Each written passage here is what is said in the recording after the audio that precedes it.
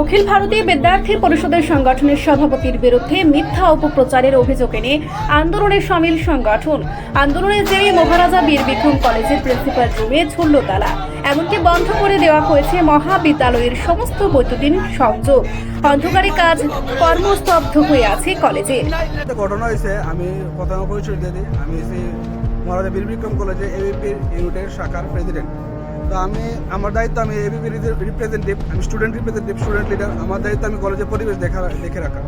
তো যেহেতু বিগত কিছুদিন ধরে আমি সব কিছু দেখতেছি, তো কালকে প্রিন্সিপাল স্যার আমাকে কল করলো, আজকে সকালে করলো, স্যারের কাছে কি একটা কমপ্লেন এসে আমার নামে, আমি নাকি কাকে র্যাগিং করেছি। তো আমি বললাম ঠিক আছে স্যার, আমি তো কাউকে এসব করিনি, প্রুফ থাকলে আমাকে বলুন। তো স্যার বলে ঠিক আছে, আমি ওকে পরে কল করবো, তুমি আসো। তো আমি স্যারের রুমে গেলাম, সবাই ছিল সেখানে, কলেজের আউটপোস্ট ওসি ছিল, আরও কয়েকজন টিচার ছিল, স্যার ছিল। স্যার আমাকে বললো আমার নামে কমপ্লেন। আমি স্যারকে বললাম স্যার আমার নামে কে কমপ্লেন করেছে বা কী কমপ্লেন করেছে। স্যার ডাইরেক্ট বললো আমি র্যাগিং করেছি। কী র্যাগিং করেছি স্যার আমাকে সেটা বলেনি।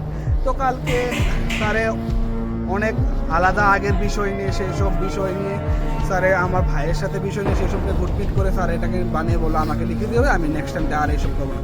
আমি স্যার বললাম আমি এসব কী করলাম, কি আমাকে একটাবার বলুন যে আমি কী করেছি। বা আমাদের বিরোধীও আছে, বিরোধীও আমার নামে অভিযোগ করতে পারে। বিগত দিন ধরে দেখছি যে এসএফআই উগ্রভাবে ছুটছে যে কলেজ ক্যাম্পাসে দখল করার জন্য।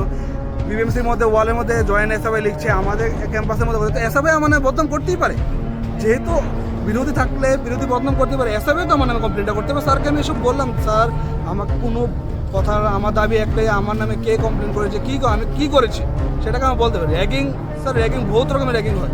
র্যাগিং সব কিছুকে র্যাগিং বললে হবে না। আমিও হ্যারাসমেন্ট হয়েছি, ওনার কথায় আমার মেন্টালি প্রেশার পড়েছে, তার জন্য আমি এখানে মাথা ঘুরিয়ে পড়ে গেছিলাম বেরোর ওপর। আর যাকে ভিকটিম বানানো হয়েছে সে নিজেও বলেছে যে ও এসব কোনো কমপ্লেন করেনি, ওর থেকেও জোর জবরদস্তি হয়ে লিখিত রেখেছে যে ও কমপ্লেন করেছে, ও কমপ্লেন দিয়ে সন্তুষ্ট হয়েছে, সেটা রিপোর্ট করার জন্য ওর থেকে লিখিত রেখেছে। কারণ ওর ভিডিও আমাদের কাছে আছে, ও কোনো এসব করেনি, ও কমপ্লেন করেনি, ও নিজে ভিডিও দিয়ে বলেছে। তো আমার দাবি, বিদ্যার্থী পরিষদে আমি একজন কার্যকর্তা, আমি বিদ্যার্থী পরিষদের সভাপতি, এমবিপি কলেজের সভাপতি। আমার বিচার কিভাবে আউটরা এসে করে, আমার কলেজ ফ্যাকাল্টি, আমার সংগঠনে, বড় সংগঠনের বিভাগ সংযোগ আছে, সংগঠন মন্ত্রী আছে, ওরা থাকতে আমার বিচার বাইরেরা কেড়ে করব? আমার এটা বিচার চাই। আমার যদি কোনো দোষ থাকতো, আমার বিভাগ সংযোগ ছিল, আমার প্রাণ সংগঠন মন্ত্রী ছিল, ওনাকে বলতে পারতো, ওনা আমার বিচার করবে। বাইরে কিভাবে আমার বিচার করে? আমার প্রিন্সিপাল বলে আমার নামে কমপ্লেন করেছে। আমি চাচ্ছি যে আমার নামে যে কমপ্লেনটা করেছে সেটাতে হয়তো বা সেটা 4 দেওয়ালের মাঝখানে হয়েছে, কিন্তু ওরা 4 জন তো জিনিস না। তো ওর থেকে যে মানুষটা কমপ্লেন করে, আমি তো এইসব কিছু করিনি। আমি র্যাগিং কেন করবো? র্যাগিং একটা খারাপ জিনিস, আমরা সবাইকে র্যাগিংয়ের বিরোধিতা করছি। তো আমি একজন এবিপি রিপ্রেজেন্টেটিভ, আমি কেন র্যাগিং করবো?